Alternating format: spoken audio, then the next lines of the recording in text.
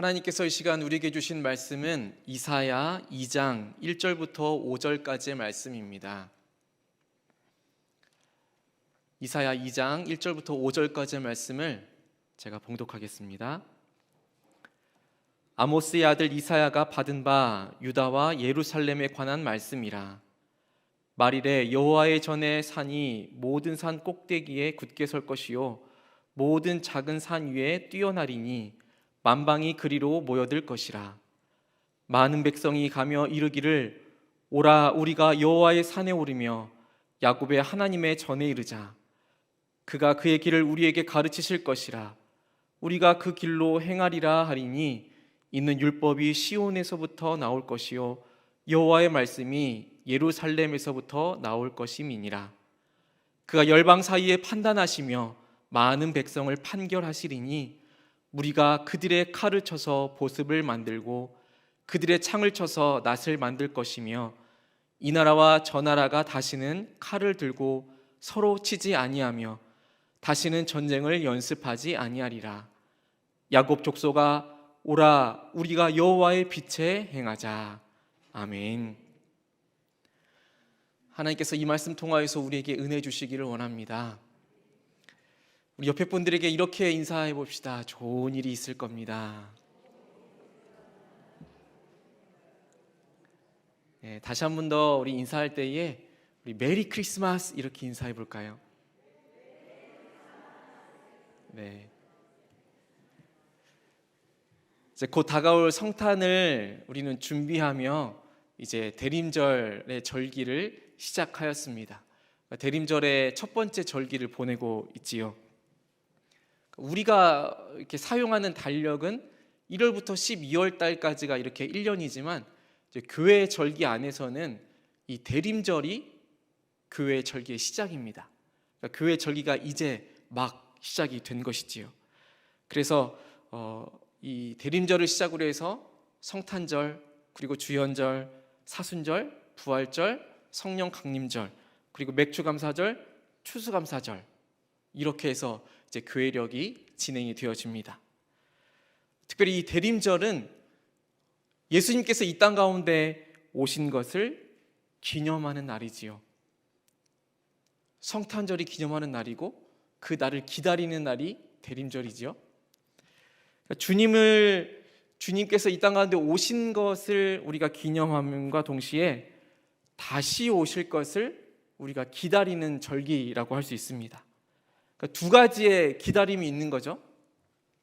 아기 예수님의 오심을 기다리는 그 기다림과 이제 다시 오실 예수님을 기다리는 그 기다림이 두 가지가 공존을 하고 있습니다. 여러분들은 이 대림절의 기간에 무엇을 기다리고 계신가요? 무엇을 기다리며 이 대림절의 기간을 보내기 원하십니까?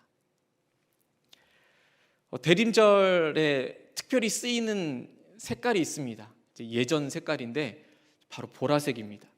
우리 강단에도 이렇게 보라색으로 되어 있죠. 이게 매 절기마다 바뀌는 거 다 알고 계시죠? 네. 특별히 이 보라색 왕으로 오신 예수님을 상징합니다. 그러면서 동시에 우리의 죄를 회개하는 나의 모습을 뒤돌아보는 성찰의 그 의미가 있지요. 또 이 대림절이 되면 이렇게 강단 장식을 또 하게 됩니다. 촛불이 5개가 있지요. 그 중에서도 이제 촛불을 하나만 켜져 있는데 다 아시겠지만 하나씩 켜 나가게 됩니다. 한 주에 하나씩 켜는 거죠. 촛불에도 원래 색깔이 다 있는데 첫 번째 주에는 그 기다림과 소망의 촛불을 밝힙니다. 아주 찐 보라색을 켜고요. 그리고 두 번째 주에는 회개와 평화의 촛불로 그보다는 더 옅은 보라색을 켜두게 됩니다. 그리고 세 번째 주에는 이 사랑과 나눔, 기쁨을 상징하는 분홍색의 촛불을 더해서 켜게 되고, 네 번째 주에는 이 만남, 화해, 사랑을 의미하는 그 흰색의 촛불을 더해서 4개의 촛불을 켭니다.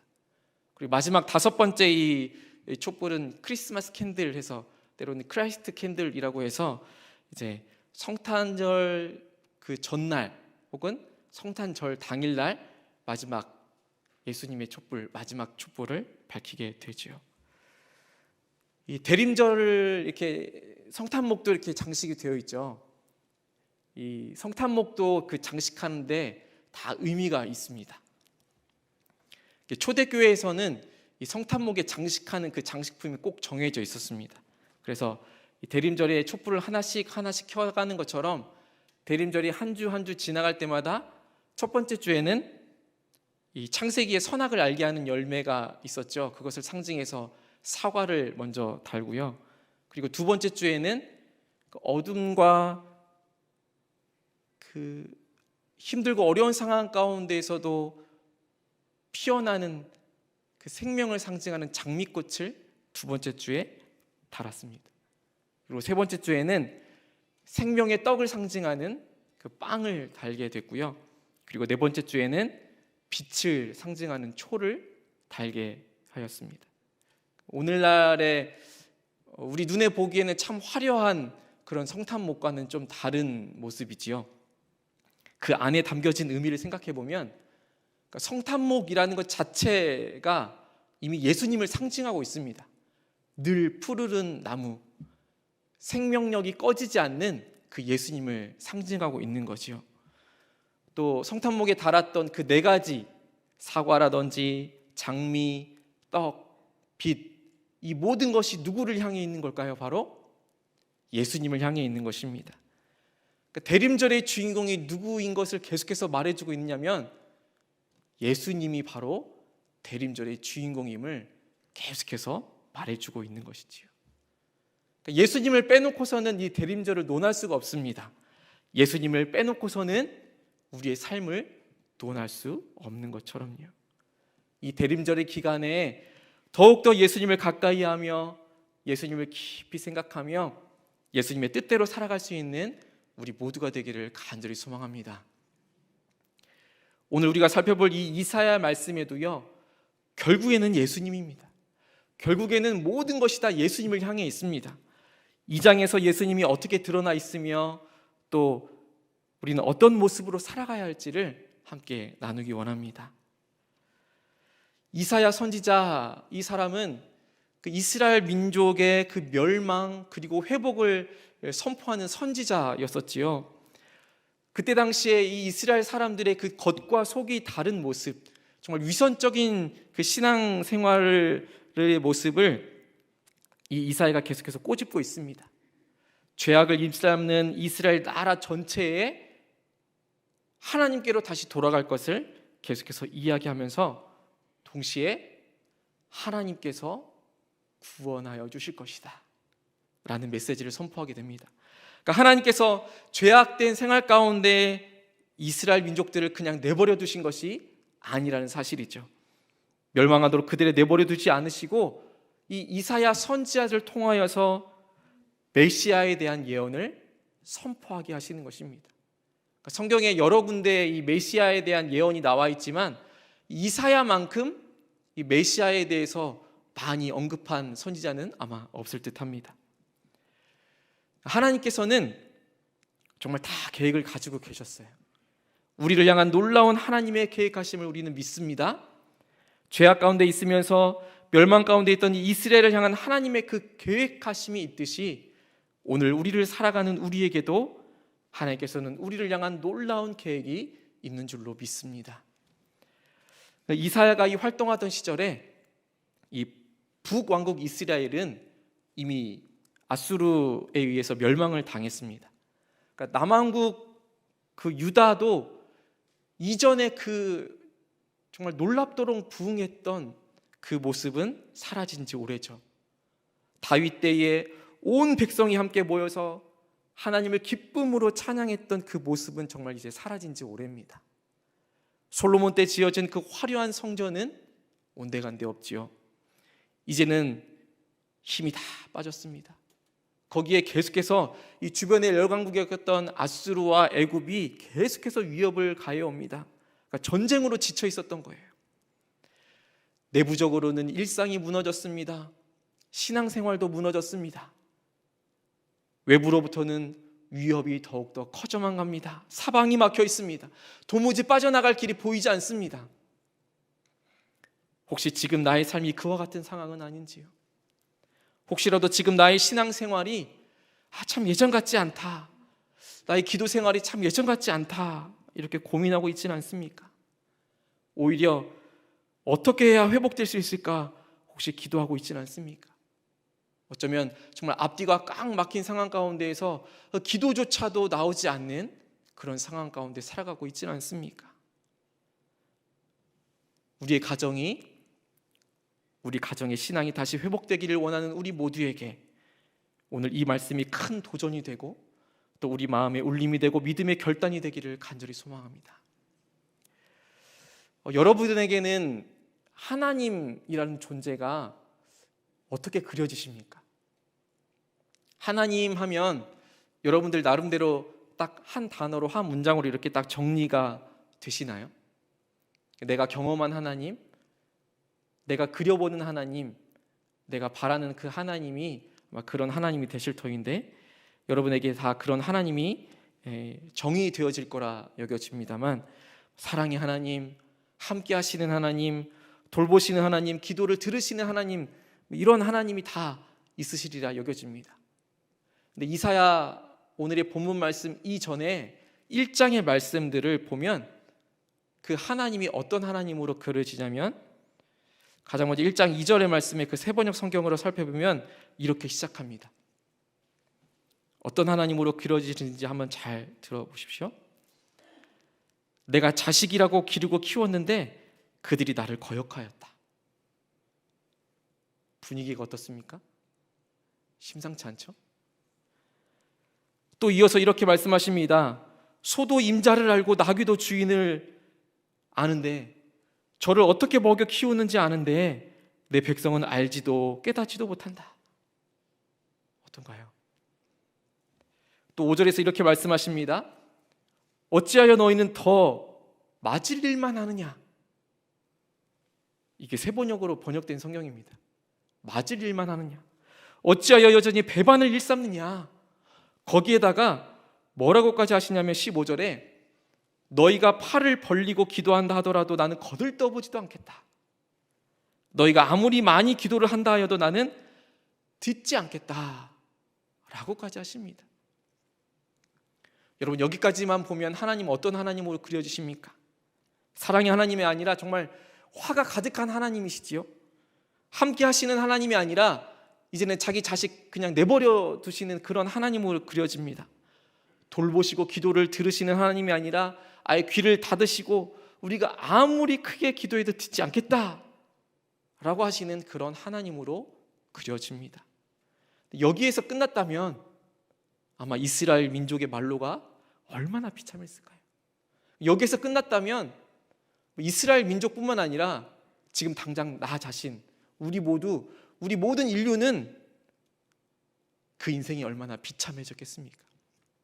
그러나 하나님께서는요, 다 계획이 있으셨습니다. 이사야 1장 18절에서부터 점점 그 하나님의 계획하심이 드러나기 시작하는 거예요. 너희의 죄가 주홍 같을지라도 눈과 같이 희어질 것이요 진홍같이 붉을지라도 양털같이 희게 되리라. 이 연장성산에서 하나님께서 하실 일들을 지금 우리에게 말씀하고 계시는 거예요.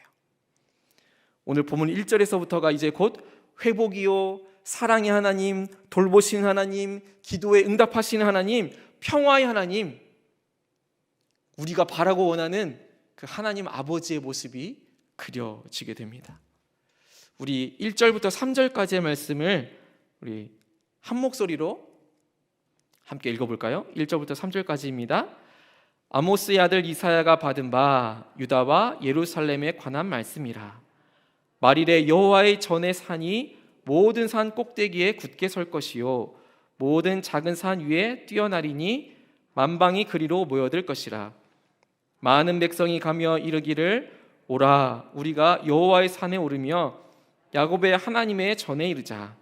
그가 그의 길을 우리에게 가르치실 것이라 우리가 그 길로 행하리라 하리니 이는 율법이 시온에서부터 나올 것이요 여호와의 말씀이 예루살렘으로부터 나올 것임이니라. 아멘. 우리가 함께 찬양했던 그 찬양의 가사 바로 이 본문에 그대로 드러나 있죠. 여러분, 이 본문에서 말하고 있는 말일은 가장 멀리는 이 세상의 종말을 말할 것이고, 이 본문 가운데에서는 장차 메시아가 오시는 그때, 예수님께서 오시는 그때요, 그리고 예수님께서 그 처음 오심부터 그리스도의 다시 오시는 그때까지를 이 말일이라고 이야기를 합니다. 그러니까 이 말을 들었을 때, 이 이사야 선지자의 말을, 예언을 들었을 때 이스라엘 백성들의 그 반응이 어땠을까요? 그동안 그렇게 힘겹게 어렵게 삶이 무너지고 신앙생활이 무너지고 외부로부터 적이 침입해와서 힘들었던 그 상황 가운데에서는 이제는 하나님 앞에 다시금 우리가 예배할 수 있겠구나, 여호와의 전이 다른 그 어떤 것들보다도 가장 으뜸이 되어지는, 그렇게 되어질 것이다 라는 그 선포의 말씀 앞에서 이스라엘 민족은 회복을 꿈꿨을 것입니다. 다시금 희망을 그 마음 가운데 싹 틔웠을 것이에요. 그런데 하나님께서는 그렇게 생각하는 이스라엘 민족보다 더 큰 계획을 가지고 계셨던 거예요. 하나님께서는 더 큰 그림을 그리고 계셨습니다. 그러니까 이스라엘 민족만의 그 예배, 그 단순한 예배만의 그 회복이 아닌 한 사람 한 사람을 향하신, 그리고 모든 인류를 향하신 큰 그림을 그려 나아가시는 것이죠. 그러면서 하나님께서 오늘 말씀 가운데서 가장 먼저 이 예배의 회복을 선포하신 것입니다. 그러니까 하나님께서 이스라엘 민족과 그 관계 회복을 날마다 간절히 원하고 계셨죠.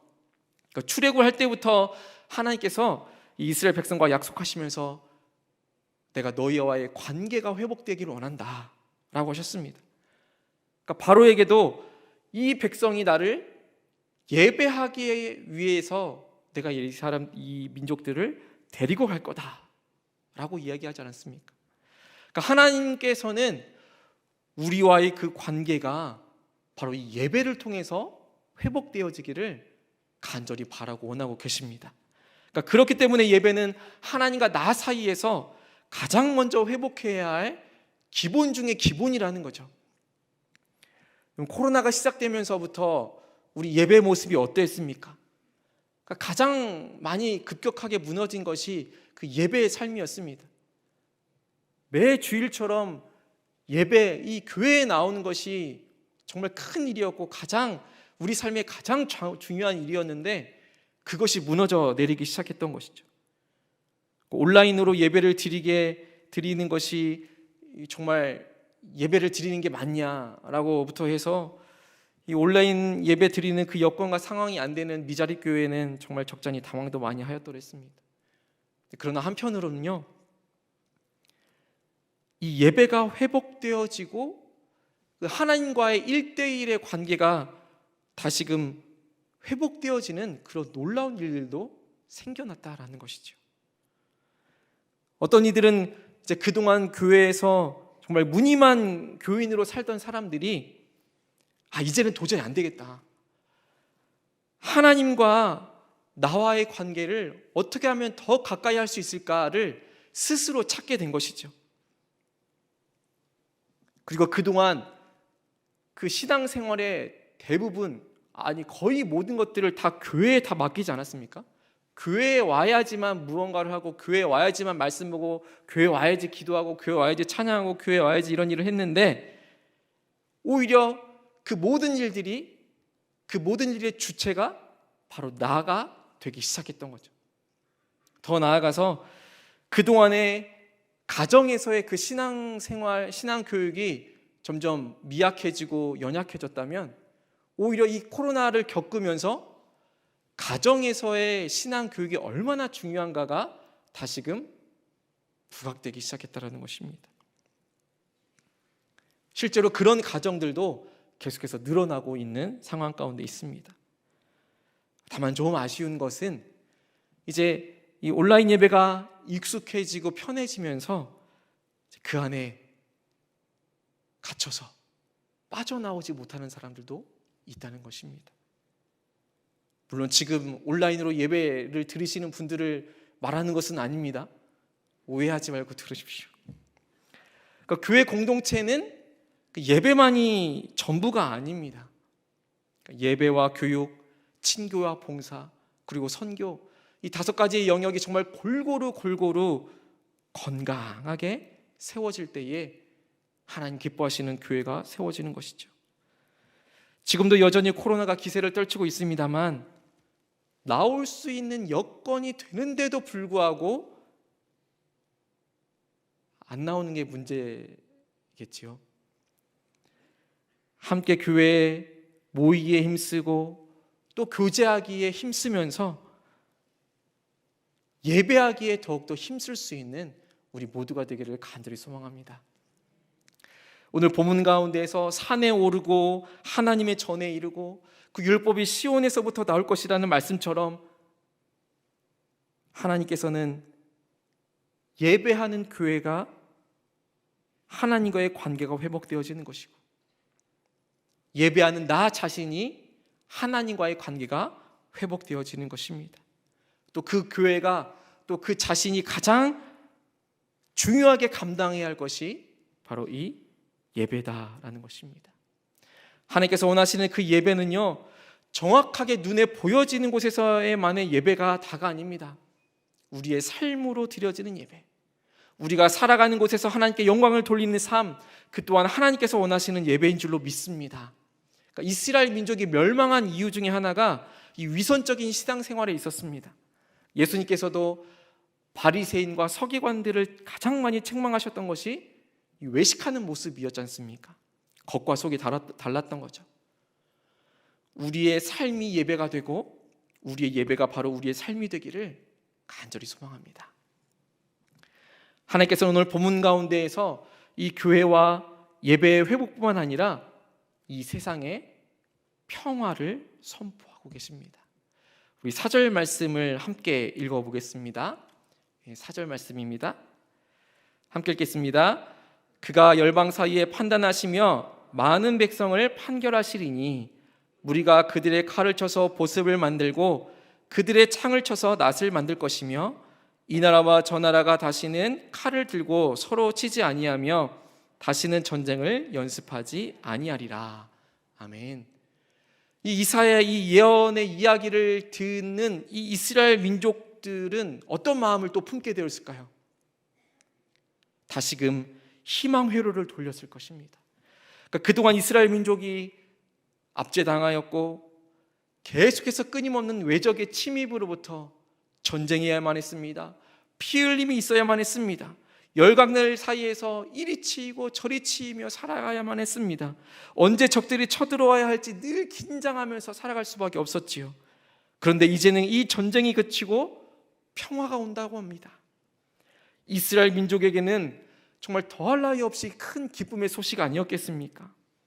그런데 하나님께서는요, 이스라엘 민족에게 이 칼과 창으로 하는 전쟁에서의 평화만을 말씀하고 계시지 않습니다. 힘든 포로에서의 그 귀함만을 말씀하고 있지 않습니다. 하나님께서는 더 큰 계획을 가지고 계십니다. 우리 사람의 생각을 뛰어넘어서 더 큰 그림을 그리고 계십니다. 모든 민족들이 하나님께 돌아와서 정말 하나님만 경배하고 하나님을 예배한다면, 그 하나님의 말씀대로만 살아간다면 그 칼과 창 사용할 필요가 없겠지요. 더 이상 분쟁과 갈등, 전쟁은 더 이상 필요 없어지게 됩니다. 그래서 이 농사를 짓는 그 보습과 낫은 본래 그 목적대로 농사를 짓는 일에 사용되겠지요. 오히려 말씀처럼 칼과 창의 그 쓰임이 달라질 것입니다. 그런 날이 우리에게도 속히 오기를 간절히 소망하며 꿈꿉니다. 우리의 삶은 우리가 소위 말하는 것처럼 우리의 삶 자체가 전쟁터라고 표현을 합니다.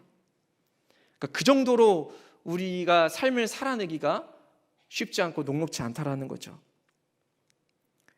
결혼해서 자녀 낳고 기르면서 그래도 참 이렇게 누울 방이 있고 먹을 것이 있어서 참 행복하다라고 했지만 그 안에 우리에게 다가오는 근심과 걱정과 염려가 사라질 때가 단 한 번이라도 있었습니까? 자녀들 대학 들어가면 괜찮겠거니 했는데 제발 좀 직장에 들어갔으면 좋겠다. 직장에 들어가니 이제는 좀 해결이 되나 했는데 이제 좀 결혼을 좀 해야 되는데 이제 결혼을 했는데 결혼을 하니까 이제는 애를 좀 낳아야 되는데 결혼까지 해서 애까지 다 낳았어요. 그러니 이제는 아이고 저 애는 또 누가 키우나 또 걱정하고 염려하는 것이 바로 우리네 삶이라는 거죠. 그러니까 우리 안에 우리 삶 가운데 진정한 평화가 필요한 때입니다. 그런데 여러분, 나만 힘든 것 같고 정말 나만 복잡하게 사는 것 같고 정말 나만 억울하게 사는 것 같습니까? 여러분, 사람 사는 거요 다 똑같습니다. 옆에 분들을 이렇게 사랑하는 모습 눈으로 이렇게 살펴보시면서 수고 많으십니다 이렇게 한번 이야기해 주십시오. 여러분, 모두가 다 똑같습니다. 그러니까 나름대로 각자 나름대로의 다 사연을 가지고 있고 다 어려움을 가지고 살아가는 것이죠. 그럼에도 불구하고 우리가 살아낼 힘을 낼 수 있는 이유는 예수님이 계시기 때문입니다. 예수님이 안 계셨다면 우리는 계속해서 삶의 그 짐에 더 짓눌리고 짓눌려서 자유함 없이 살아갈 것이에요. 여러분, 우리는 대림절의 첫 번째 주간을 보내고 있습니다. 이 참된 평화는요 바로 예수님으로부터 시작이 되는 것입니다. 가장 낮고 낮은 모습으로 성육신하셔서 이 땅 가운데 오신 그 주님은 하늘에는 영광이고 땅에는 평화로 오신 예수님이십니다. 이 예수님이라면요 칼을 쳐서 보습을 만들 수 있고 창을 쳐서 낫을 만들 수 있는 줄로 믿습니다. 이 예수님이라면 우리가 겪고 있고 우리가 고민하고 있고 우리가 계속해서 끊임없이 걱정하고 근심하는 그 모든 짐들을 다 날려버릴 수 있을 줄로 믿습니다. 하나님과 나와의 관계가 나의 신앙생활이 예전 같지 않아서 고민하고 계십니까? 어떻게 회복될 수 있을까 기도하고 계십니까? 앞뒤가 꽉 막혀서 그저 주여 소리밖에 나오지 않는 그런 기도의 상황 가운데 처해 계십니까? 나의 삶에 우리의 가정에 도저히 풀리지 않을 것 같은 그런 어려움이 있으십니까?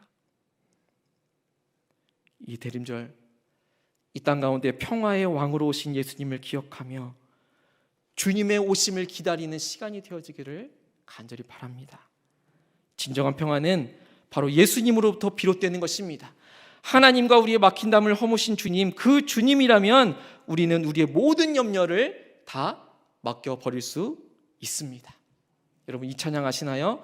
주는 평화 막힌 담을 모두 허셨네. 주는 평화 우리의 평화 주는 평화 주는 평화 막힌 담을 모두 허셨네. 주는 평화 우리의 평화 염려 다 맡기라 염려 다 맡기라 주가 돌보시니 주는 평화 우리의 평화 염려 다 맡기라 주가 돌보시니 주는 평화 우리의 평화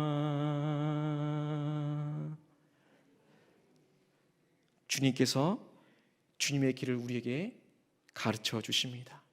우리 모두가 그 길로 행하기를, 여호와의 빛에 행하기를 간절히 소망합니다.